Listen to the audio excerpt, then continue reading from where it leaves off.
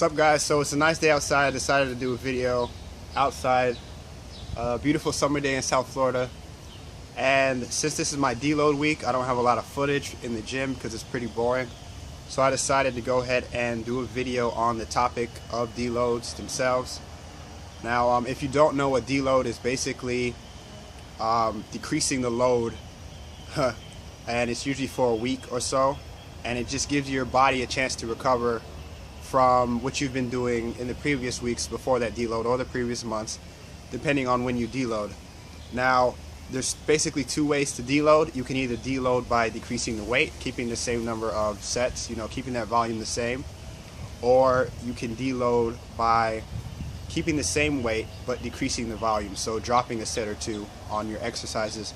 That's typically what I tend to do for my deloads. I like to keep the weight the same unless it's an exercise that I feel balances out another one. So my back exercises, I like to always do more sets of back than chest to keep any imbalances from forming.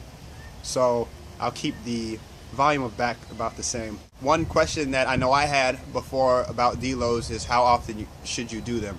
Now, I'm doing Wendler's 5-3-1, so if you don't know, deloads are programmed in every 3 weeks. So on the 4th week of every cycle, you deload.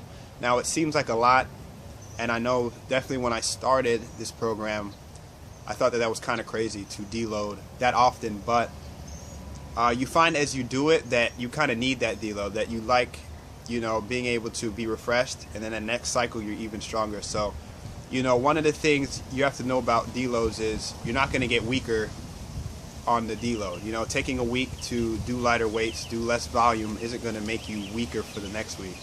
In fact, it could prime you for that next week, the next few months, especially if you've really been pushing it hard. If someone were to ask me, when should I deload, how often should I deload, it kind of depends on the person. It also depends on what type of training you're doing. If you're doing a lot of volume, a lot of workouts focus on hypertrophy, then you might not need to deload that often because, doing that heavy volume, or that much volume, you're not using as heavy weights. So your joints, they won't need a rest as much. You'll be able to recover from those workouts better. Now, when you're doing powerlifting, maybe strength training, where you're really focusing on just increasing that weight, now you might want to think about deloading, more often, programming in a deload instead of going off feel. I know that when I was doing more bodybuilding type workouts, I would deload every 3 to 4 months, and honestly sometimes it would be 6 months. It would just be based off feel. I would get to a point where the weights were going down. I'd get to a point where I felt horrible, and that's when I would deload. But I wouldn't even deload. I'd take a whole week off. Now, I wouldn't really suggest doing that. Maybe take a half a week off if it gets to that point, but if you deload properly, you shouldn't really have to take, whole weeks off. It really messes with your mental, state if you take a whole week off and you're so used to going all the time. So deloads are definitely something that you should consider to put into your programming if you're doing your own programming, and even if you're following somebody else's program.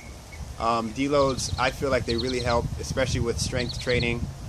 You'll be really pumped the next week to get stuff done, lift even heavier than you did before, and you'll be refreshed, you'll feel better, and at the end of the day, you want to try to do things that are going to help you, in the long term. When I work out, when I lift, I'm thinking long term. So I'm not thinking about a week from now. I'm not even thinking about my cycle in 1 month. I'm thinking about where am I going to be next year. You know what I'm saying? So you don't want to do something that's going to put you in a position where you can't even work out a year from now. You know what I'm saying?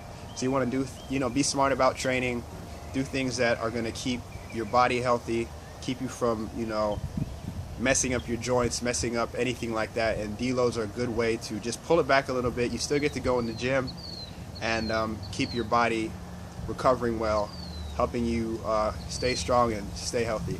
So that's it. Thanks for watching, guys. Please subscribe if you haven't. More stuff like this coming. If you guys want, please let me know. I don't have a huge following yet, but I can do more topics. A lot of workout footage coming next week, most likely. And that's it, guys. Thanks for watching.